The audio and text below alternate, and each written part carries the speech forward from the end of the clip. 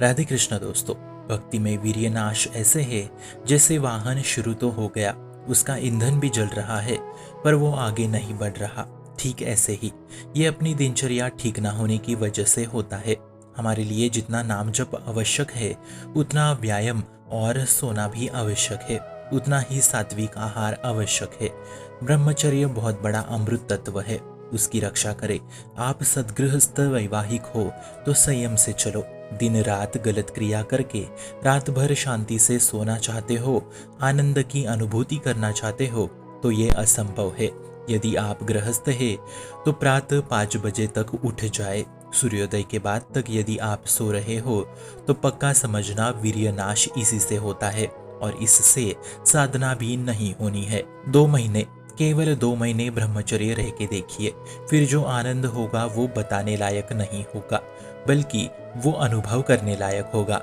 और फिर उस ब्रह्मचर्य से आप संतान की उत्पत्ति की क्रिया करें तो देखना वो संतान कैसी तेजस्वी वीर प्रकाशित महापुरुष जैसी होगी। सतत वीर्य के नाश से ऐसी स्थिति भी आएगी कि आप पूर्णतः बीमारी से जकड़ जाओगे, आपको चलना तक नहीं आएगा। ऐसा नहीं कि ब्रह्मचर्य सिर्फ पुरुषों के लिए है, ब्रह्मचर्य स्त्रियों के लिए भी है, दोनों के लिए ब्रह्मचर्य है। कुछ लोग कहते हैं अरे गृहस्थ है तभी तो भोग भोगने हैं, इसी में आनंद है।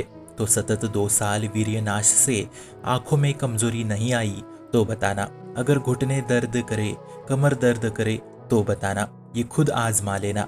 अभी युवा है, जवान है तो ये सब नहीं होगा, पर उम्र के 35 से 40 के बाद खुद आजमा के देख लेना। हर चीज की एक क्षमता होती है, इस शरीर की भी क्षमता है।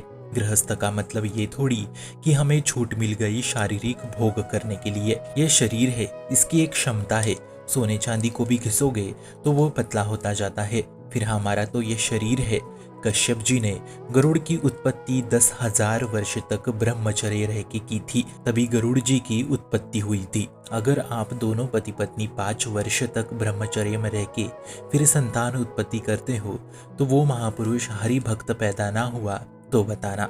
ये विवाह की प्रक्रिया आपको सीमित बांधने के लिए है, कोई शारीरिक भोग भोगने के लिए विवाह नहीं होता। कल पछताने से अच्छा है आज संयम से चले। ये मुश्किल लगता है पर यह है आसान। आपके साथ रामकृष्ण नाम है तो मुश्किल है ही नहीं। गृहस्थ का साफ साफ मतलब है वैवाहित होते हुए पति पत्नी मिलकर काम वासना पे विजय प्राप्त करना और फिर अपनी गति को भगवत प्राप्ति पे लगाना। इसलिए ही तो हमारे किसी भी वैष्णव संप्रदाय में संन्यास लेना मना है। ब्रह्मचर्य हानि का मतलब है तुम खुद की सांसें खुद कम कर रहे हो, रोज मृत्यु को गले लगा रहे हो। नियम संयम से चलोगे तो आप ही का आनंद द्विगुणित होगा, हमारा नहीं। जितना वीर्य नाश होगा उतने ही यंत्र खराब होते जाएंगे। खुद आभास करके देख लो, आप भगवत मार्ग पे है और भगवत मार्ग पे ये सब करना मतलब निंदनीय है। पवित्रता में ही भगवान कृष्ण विराजते हैं।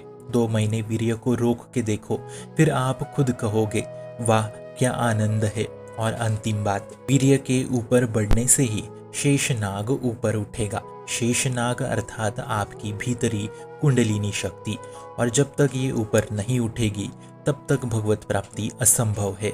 झूठे दिलासे देने से अच्छा है आपको सच बताए। भक्ति तभी ऊपर बढ़ती है जब ब्रह्मचर्य में साधक स्थित होता है, वरना वीर्य नाश के साथ आपकी भक्ति भी वीर्य से बाहर निकल जाती है। इसलिए प्रयास करें कि कम से कम 2 महीने तो ब्रह्मचर्य का पालन करें और शास्त्रों अनुसार चले। शुभम भवतु कल्याणमोस्तु। भक्ति का प्रसार करने हेतु इस चैनल को अपने मित्र और परिवार संग शेयर जरूर करें और भक्ति दृढ़ करने हेतु इस चैनल को सब्सक्राइब करना ना भूले। राधे राधे।